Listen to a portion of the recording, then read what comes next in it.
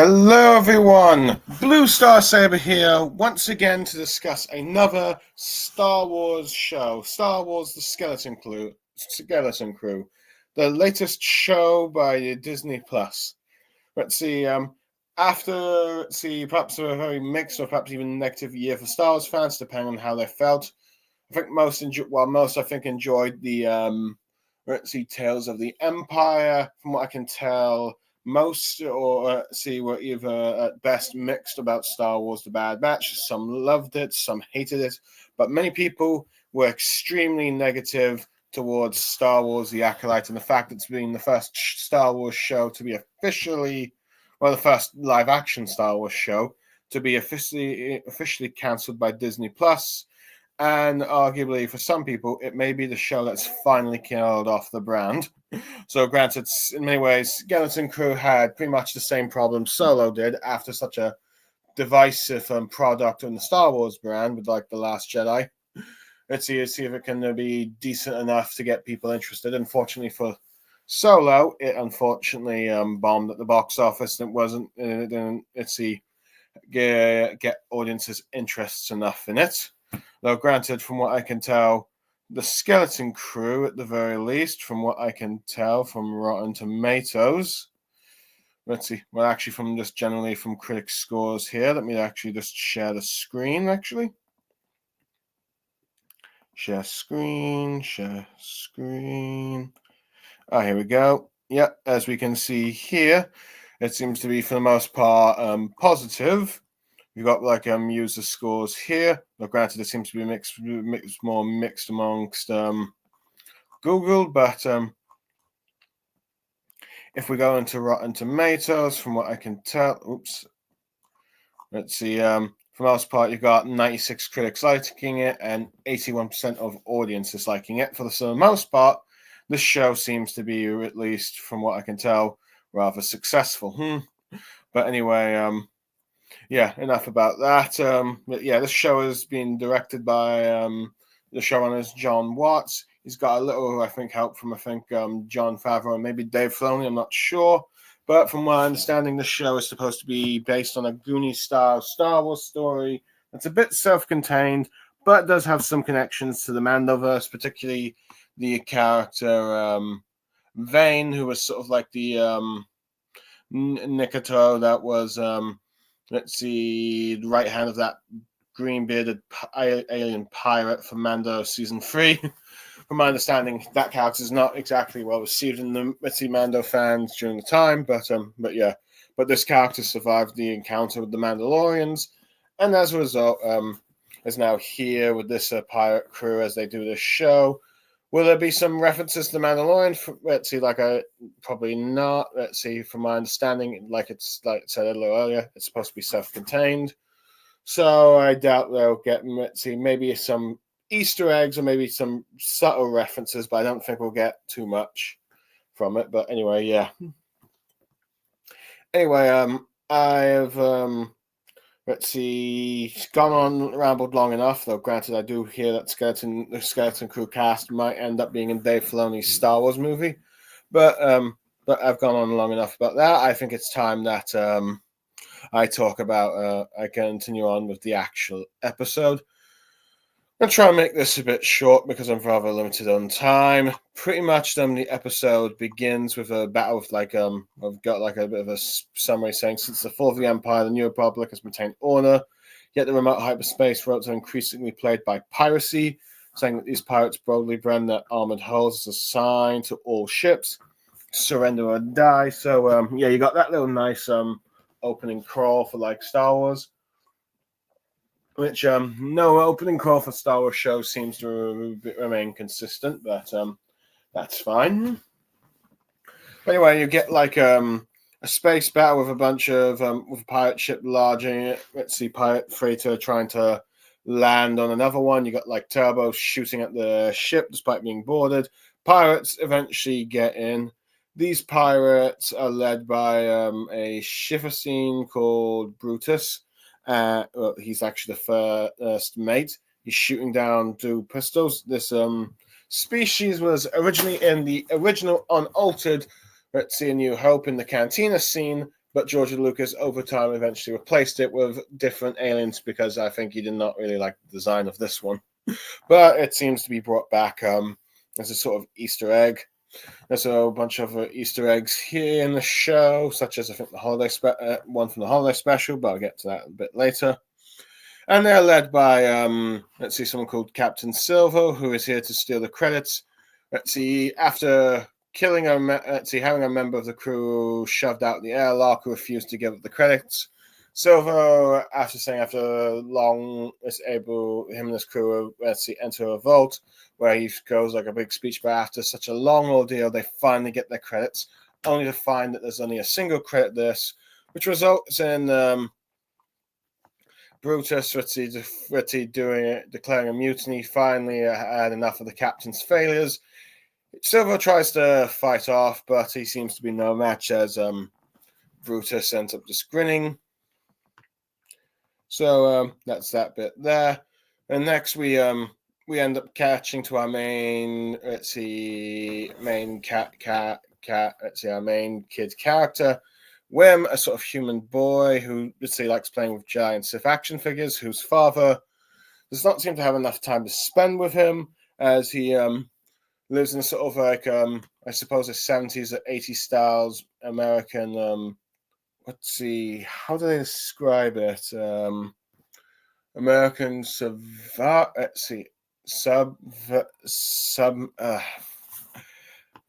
American Saban, I believe.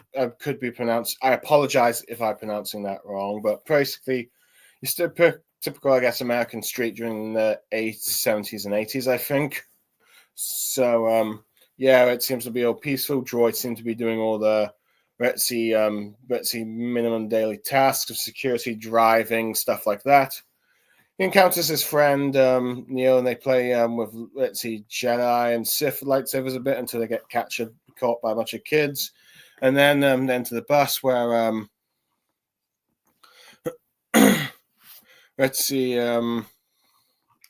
wrong wiki page. Where Wim, well, Neil is actually an alien that looks a lot like Max Rebo's species, but apparently it isn't. But anyway, Wim notices two girls riding on a hover bike speeder going through a forest as a shortcut. They arrive at school where they get the sort of teaching thing, a robot, just as he talk about their classes. And Wim is more interested in learning about Jedi stuff as he does his hologram until like a sort of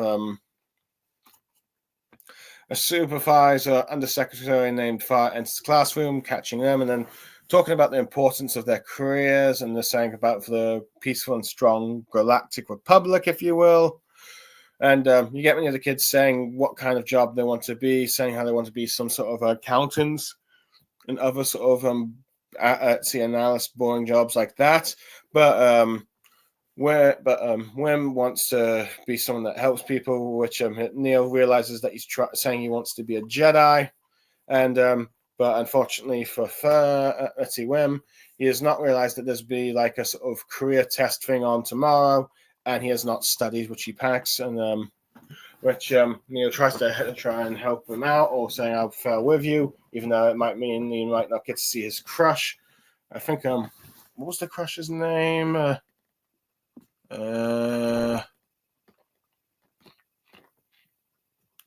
I can't find it, but maybe it was Rona, perhaps, because I think let's see, that might have been the name. I could let's see, but I could. Oh yeah, Rona. See, one of the kids that made a sort of talk about what careers I want to be a bit earlier was one of the ones that did it. So there's that. Anyway, you got like you learn that Fern is a sort of troublemaker tomboy, if you will, that's getting into fights with other kids to get into like racer things, but her bike gets crashed. Her buddy hold on, let me just find it. Yeah, KB is trying to just be sort of like the witty sort of gadget repair girl thing. Though granted, I thought she was a Melaleuca with that visor thing on her, but she seems to be quite the tech genius. Let's see. Anyway, so they try to prepare for their bike ready for this big race on the weekend, but Fern is going back to her house where it's revealed that the supervisor from earlier is her mother, who seems to be trying to make sure she remains one of the top students, but she doesn't really want to do any of that, I think, from the way she seems to present herself. Let's see. You got Wim trying to study it in his room, but he falls asleep and eventually ends up missing sort of like the bus. He tries to take a shortcut with a hover bike, where his friend tries to cover for him, or tries to help him from the exam thing, but unfortunately he can't do anything. He eventually crashes at a quarry where he seems to think he found a giant temple, only to be caught by a bunch of security droids and gets sent to, I guess you could say, the proctor's office, which I assume is probably the sort of head teacher or principal Retzi's office in the school thing. He ends up meeting Fern there. They talk a bit about the bike, how they saw her on the bike, and she teases him about what happened to the last student that missed the exam.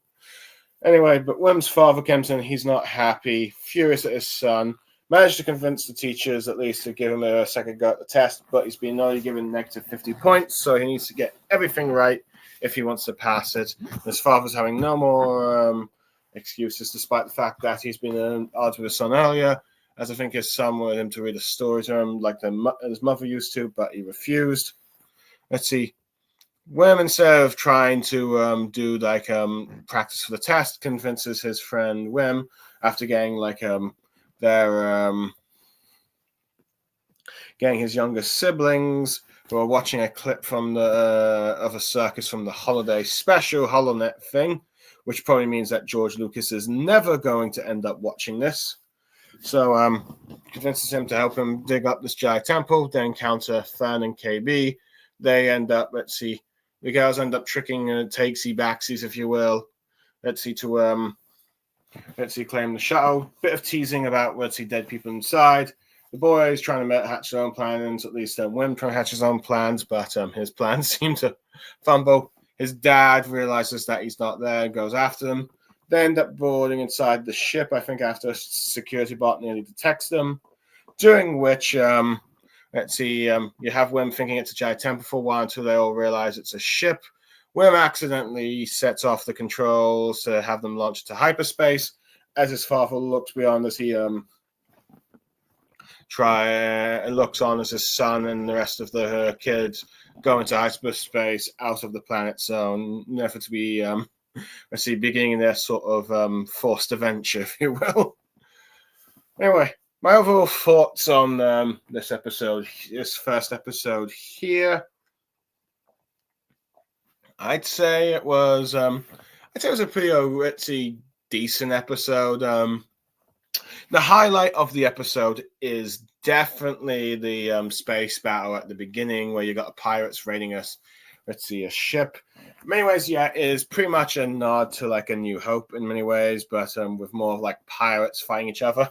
I do like how you got one pirate that got shot in the eye, but continues to fighting. I think he's that one of those same green-beaked aliens that you saw from one of the separatist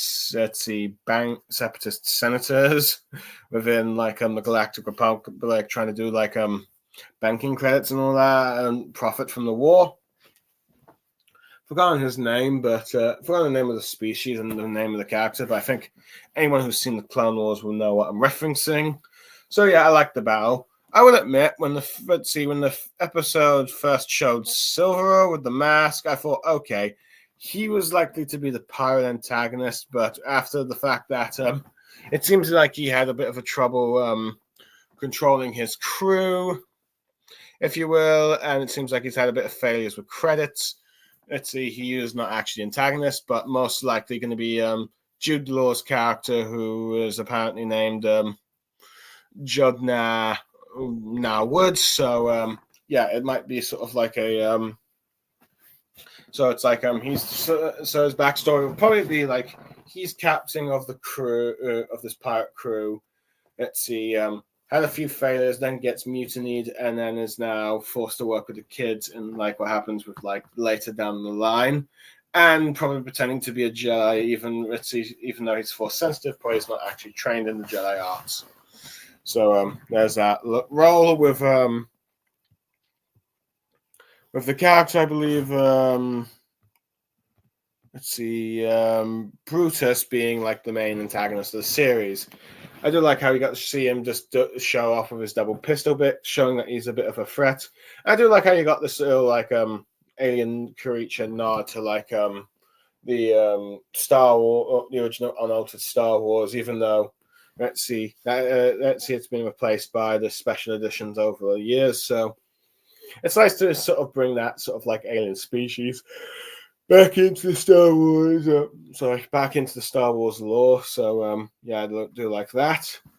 As for the rest of the episode, it's a bit of a standard introduction episode, which I think from what I can tell, most people like Neil, the sort of best friend, chubby kid character who's trying to help out his friend, but also ends up blurting everything out. So even when he probably shouldn't, which costs them in a bit of trouble now and then. But he seems to have a nice little family he has, that he tries to be the good boy, but gets caught up in his friend's troubling schemes. But I do like his relationship with Wim, especially when they try and play lightsaber together.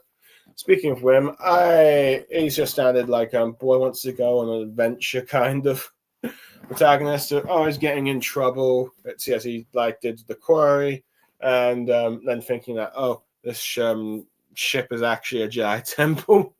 He's clearly in many ways he's probably how most probably young boys probably identified with back in when the original Star Wars trilogy was coming out and ongoing, where you got them playing with Star Wars action figures, though they don't seem as good as Star Wars toys we have in real life. And then playing lightsaber with his friends, and even you get that relatable moment when you're mucking about with your friend, and then you get a bunch of school kids who are judgmental, seeing what you're doing, and then laughing and mocking you. So I do like that. Let's see. So there's that.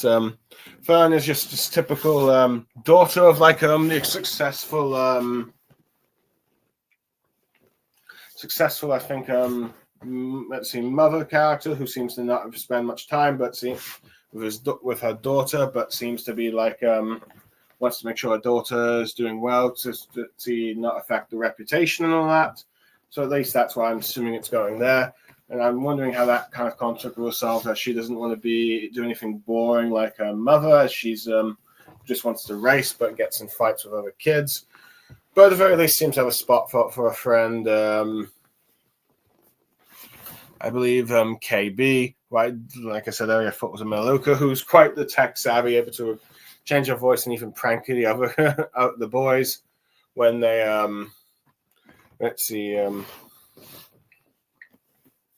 boys when they do the voiceover thing and try to go to the quarry where the apparently alleged Jedi temple is. Oh yeah, I would say one downside is that she seems to be the character we least know about during the whole thing, except being perhaps maybe a good conscience to try and be a sort of good conscience or guilty conscience with her friend Fern when she causes trouble. Speaking with, I do like how you got a sort of well, granted, this is probably not unoriginal, but you got the stereotypical father neglecting his son at the time. And only starts paying attention when he starts causing trouble, only to then lose him as a result, and then probably eventually at some point lose his lesson. I think that's where they're going with this character. So there is that. What else? Oh yeah, I do like how you've got some Easter eggs and dialogues from other shows. For example, the kids say wizard like it's cool, like Anakin does. So saying wizard seems to be a thing in Star Wars to sound cool, but yeah. Which I can see possibly happening in Gandalf the Grey. Or Gandalf the... Well, that'll be spoilers, but yeah. So I do like that. Anyway, the sort of planet they're on... I will admit, it feels a bit unnatural for Star Wars, but I think with the way the second episode explains a few things, I think that's the intention. So, yeah. Overall, yeah, Logratz, I do think Wim is a bit of a dumbass and idiot who thinks that who seems to think that Starship is a Jedi temple, but and ends up being the one that causes them to head into hyperspace. So there is that. So we've got basically our main plot of like the kids going on an adventure, and then the Fritzy Wim's father possibly added with Fern's mother to try and find them afterwards as a more of a minor subplot, and whatever happens with the pirates at the very least. But yeah, overall, I'd say a decent start. I'd give it like a 7 out of 10, maybe a 7.5. It mostly got that 1 to 1.5 point. Let's see, from like that opening raid ship episode, because otherwise it might have been for most people an average 6. But you know what? I think that's okay. You got like the introductions of all the kids out of the way. I think it's pretty good. So yeah, let's see. Good. It's done a good job. Watts has done a good job of setting up like these kids that want to go. One of these kids that want to go on an adventure ends up dragging his friend, and then rivals with like the girls along the way. They have sort of like arguments of like takesy itsy claimsies or something. So yeah, which I can see probably Star Wars kids saying that stuff. So yeah, you've kind of got all that going on. You have like them going on basically who these kids are for the most part, minus CKB going on an adventure. There's some pirate. Let's see, these pirates that we introduced at the beginning of the episode, and then of course like them going into space at the end. I think it'll pretty much set up for the good first episode. So yeah, 7.5 out of 10. Anyway, now that that's been taken care of, I can give my thoughts on the let's see, that was the first episode. This could be the real adventure. Time for the second episode. Way out past the barrier, where we follow up with the kids who are in hyperspace, and you got Fern blaming Wim as they sort of argue, and then eventually they hear the sound of a droid clanking, waking up. Turns out to be let's see, this rusted droid called SM-33. Let's see, as I think earlier you saw like corpses, skeletons of like two pirates fighting each other inside the ship. Let's see, looks all run down and busted. So yeah, those are like that kind of thing. And Star Wars will be happy. But yeah, the droid ends up thinking they're stowaways until Fern tricks him to thinking that the captain is dead, which is probably true. But she killed him as a new captain, which she accepts following her orders, much to like the dismay of Wim, who wanted to be the captain himself. Eventually, they try to get to return to their home planet, which I forgot to mention is. Oops, sorry, I'm just hiccuped there.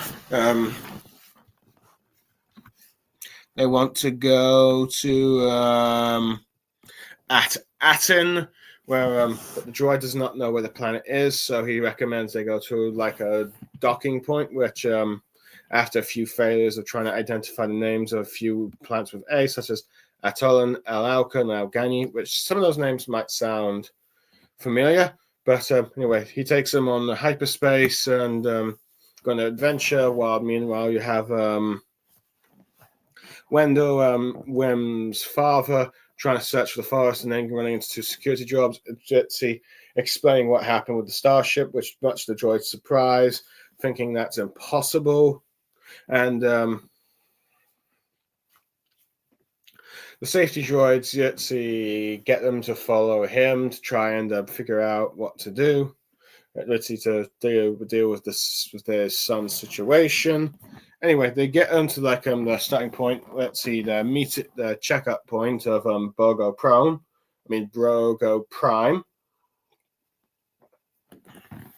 And let's see where you get to those skeleton bits I mentioned earlier. Granted, this episode. Let's see, Wim's taking it more better than Neil. They arrive at the their ship is called the Onyx Cinder to like Brogo Prime, where they see an asteroid with all these ships. By the way, I do like how some of those ships are like let's see, Rebel Alliance ships that have been redecorated. At least I think I recalled seeing one or two there, but yeah. Anyway, they dock the ship. They get a small alien that take them on board.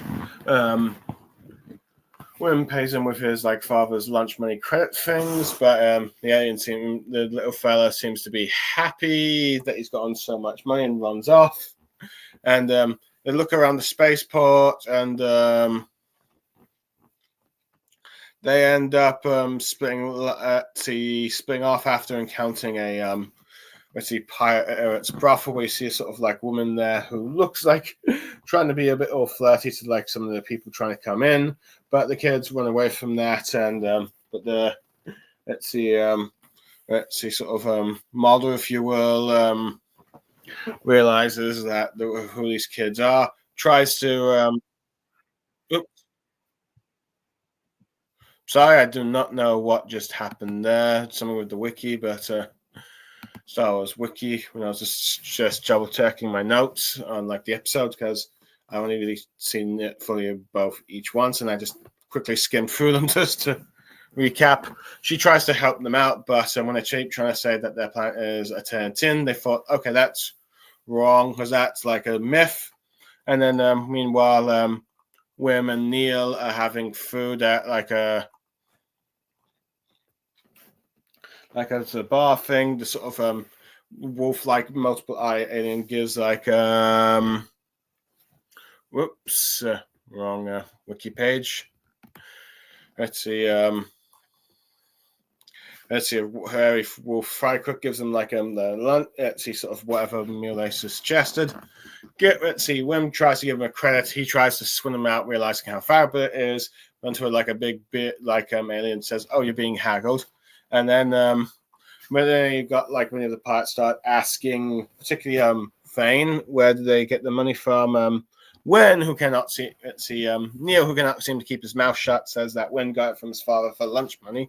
And when they learn that they're from Aten, they all laugh at first because they thought it's a myth, but they become a bit more curious because of the whole Gold Republic currencies that they have. So they cause up trouble just as Fern and KB learn about what most people think about the how should I say about the whole world of Aten being a lost world and a treasure planet. So Fern tries to back off the pirates by shooting a gun in the air, but Vane, of course, easily swipes. They get rescued by SM-33, who does these sort of shield burning things and fights off many of the pirates, knocking them out. Get them back to the shuttle. They're about to take off, but the kids learn that he's at SM-33 is actually a pirate droid and says they're all pirates, but they try to say they're not pirates and they're just kids. And before SM-33 can respond to that, he gets taken down by Bruticus, this cyborg dude that he asked to interrogate the kids, as well as many of the pirates you saw earlier. Learning about the whole AM thing, has them put as prisoners and who are to be interrogated for more further questioning, if you will. So has them lock up, promoting to the sort of brig, which Wim does not know what a brig is. They end up stuck into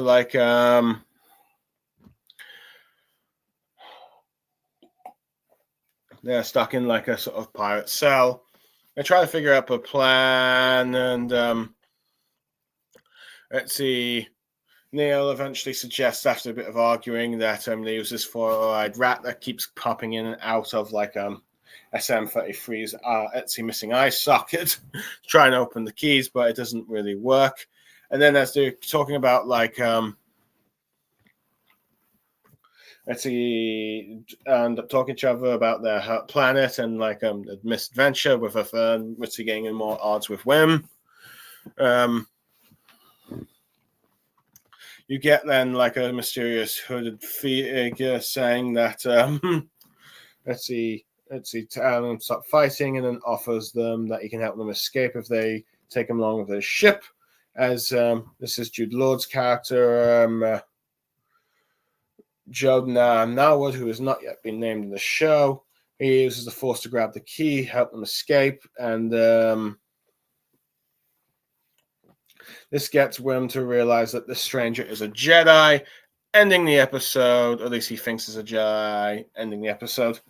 Okay, this episode was much shorter than the previous one. It's like okay, it's like let's see, the last one was like 40 minutes. This one was like barely, less than, like 20 minutes. But in many ways, this would have probably been better if both episodes were put together as a full-on episode, which is probably why they released them both out at the same time, as I don't think people would like how short this episode would be. But besides the episode's length time, I thought it was pretty good. The introduction of the character, SM33, I thought it was quite funny. I really like his designs of having like a sort of robotic peg leg, if you will. I think he's pretty awesome at, kicking butt with like his shields and then burning people from the sounds of things, what I can recall. And arguably you could say he's a bit overpowered, but I think when you have like the main cast being 4 kids who are not exactly trained in combat, I think it probably makes sense you have a droid that's this strong. I do like how Fern tricks him into thinking that she's his new captain. Unfortunately, due to some miscommunication, he drags into a pirate court, not realizing that they are pirates, which I am curious to see how SM33 will respond to learning that these kids aren't actually pirates and that maybe even not actually killing the captain. I'm assuming since he's a main character, he will eventually decide that, okay, I will go along with you kids. My captain, but like a crew. But who knows? It could go to like Jude Law's character for he could go to Jude Law's character to become part of the new pirate crew. We have to wait and see in that a bit. Anyway, I think some people might not like the conflict between Fern and Wim, but I think that's in fun for the most part. She's blaming him for like causing the mess they're in right now. And even though he just wanted to go on an adventure and have more of excitement, but still it is technically his fault that they're in this mess. So I can understand Fern's point of view. Let's see, Neo continues to be like the sort of like can't keep his mouth shut kind of friend, which I do like that about. So yeah, which might end up causing them more problems down the line. KB, unfortunately, still not got much to do. I do like how let's see, both the girls are like discussed at a brothel, a sort of like a brothel, if you will, with like this one woman coming out and looking like flirting with like the pirates around, but then she wants to try and help them not be stuck here, as I think she's probably given the fact of her profession, is probably what happened to her, a kid being stuck on this place and then had to, or maybe even a young woman stuck in this place and then have to be stuck doing that kind of career for the rest of her life. But so I do like she tries to help the kids escape. So there's that. Though granted, I'm not sure how much it's going to lead anywhere because she kind of gets cut as soon as the tension with the pirates end up happening. I do like how you got like Fern just saying, Etsy, let us go, and the boys after need to be reminded about that.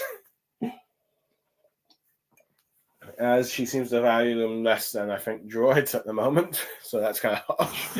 But yeah, so you kind of have that going on. What else? I like the pirate crew. I think the designs for all the pirates and the costumes, be it CGI or practical effects or makeup, whatever it is, I'm fine with both. I thought all the designs were good, particularly like that wolf-eyed one and that sort of big chin one that kind of looks like a beard, who are quite aggressive fighters towards each other. So there's that. I do like how they did they got caught in the end and ended up meeting Jude Law's character, who I'm convinced is the pirate captain and not actually a Jedi. So I'm very curious to see how he will try to pretend to be a Jedi for a while, which gets Wim to admire him, only to be disappointed when he turns out to not be the real deal. So I'm curious to see how that will play out and how Luffy will play out with that. But yeah, so I thought that was also good there as well. Overall, I'd probably give this episode probably a 7.5, maybe even an 8 out of 10 if I'm being generous.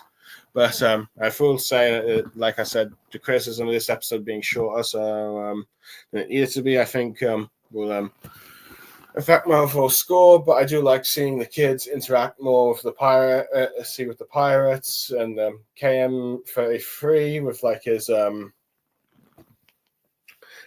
programming to obey the captain's orders, not realizing what actually happened to his captain, and probably won't until like I guess Bonnie reveals the truth, given that she saw Kuma's memories. So we'll see how that pans out. But I assume either Luffy or someone else will arrive in time to like stop that something bad from happening. But that's going to One Piece. We're here to talk about Star Wars, so there we go. There. Yeah, the fight scenes with the KAM 33. I definitely say they were the highlights of the series so far, if you're into that action. So there's that. I do like how the fact that the homeworld Aden is considered sort of like this mythical, legendary treasure island place with like Gold Republic credits all about, and citizens of that planet have no idea just how important the value of their credits are. It gives some more intriguing plot thing about this is the kids want to go back, but the pirates want to exploit it for its resources. Can they make it there before the pirates find them, and what other sort of mysteries lies? Because clearly some things are not right. And if people don't if everyone thinks like if everyone there does not realize that they're considered myth and legends, and if the galactic and they all like seem to follow the Galactic Republic, even though that's collapsed and become the new to the Galactic Empire, and if that's collapsed and the new Republic to take over. So you've got that bit there. So I expect that we'll get more from KB and I guess Neil down the line. Neil might be more for comedic effect. We'll have to wait and see. But yeah, arguably I'd say a pretty decent episode, even if it is a bit short. And yeah, let's see. That would probably be my score as well, 7.5 to 8, with like while it might have been a 9 if it wasn't so short. The introductions of Jude Law's character, who's probably the same pirate we saw in the opening of the first episode. So yeah, we probably got that. Let's see, KM33 is being quite the fun sort of pirate droid. Let's see the scuffle in the pirate gangs areas. Then the mystery behind and as well as let's see, I'm trying to remember what was it. As the kids try to escape a prison cell. So yeah, overall pretty good, 2 good episodes. It makes me want to watch the next episode again, and I hope most people that like Star Wars will enjoy the show, and those that feel like they're going to drop it, give this show one more chance just to watch that happen. But just to watch, what would happen if for how to get that much food, I guess. But yeah, either way, it seems to resolve the conflict. So yeah. Well, anyway, that's all I have to say. Time for me to get going, and I'm probably just dragging on. I'm starting to get tired. For those who end up listening in, I hope you enjoyed what I had to say. I look forward to seeing you all again next time, when hopefully I'll have a bit more time to properly review an episode and at an earlier time. But for now, I am Blue Star Saber signing off. Thank you everyone for watching or listening, and goodbye for now. May the Force be with you.